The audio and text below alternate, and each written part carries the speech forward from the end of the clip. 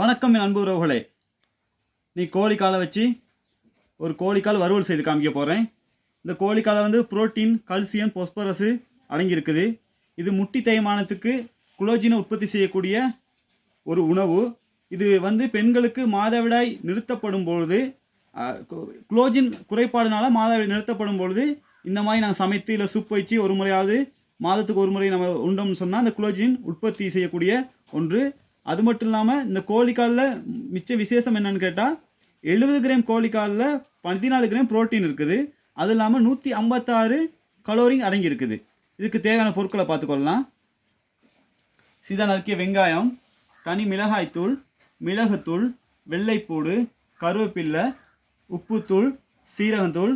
நான் தக்காளி சேர்த்துக்கொள்ளாமல் நான் தக்காளி சோஸ் சேர்த்துக்கொள்கிறேன். வாங்க வீடியோக்குள்ளே போகலாம். முதல்ல நல்லா கோழிக்கால் கழுவி எடுத்த பிற்பாடு இந்த நெகங்களை கட் பண்ணி எடுத்துக்கொள்ளணும் தனியாக.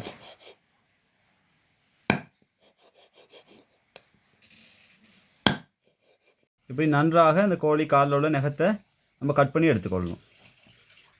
நல்லா நெகத்தை வெட்டி துப்புராகின பிற்பாடு ஒரு 5 நிமிடம் நல்லா சுடுநீரில் அவித்து எடுத்துக்கொள்ளும். நல்லா அவித்து எடுத்துக்கொள்ளுவோம். இந்த அளவுக்கு இந்த கோழி காலில் உள்ள இதை உரித்து எடுத்துக்கொள்ளும். மேலே தோல் அப்படியே நல்லா உரித்து எடுத்துக்கொள்ளணும். இப்படி நன்றாக அவித்து எடுத்த பிற்பாடு சுத்தம் செய்து கொள்ளவும். முதல் பேனில் கொஞ்சம் எண்ணெய் சேர்த்து இதை அப்படியே பிரட்டி எடுத்துக்கொள்ளும். எண்ணெயிலே கொஞ்சம் நேரம்.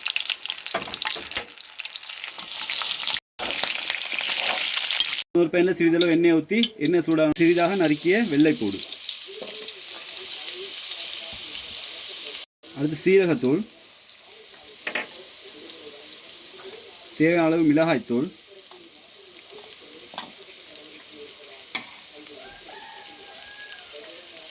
மிளகுத்தூள்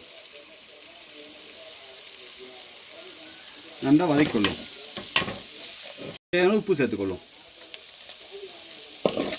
முதல்ல நம்ம எண்ணெயில் அப்படியே வதக்கி எடுத்த இந்த கோழிக்காலை சேர்த்துக்கொள்ளும். இதோட நம்ம கடைசியாக தக்காளி கொஞ்சம் சேர்த்துக்கொள்ளும்.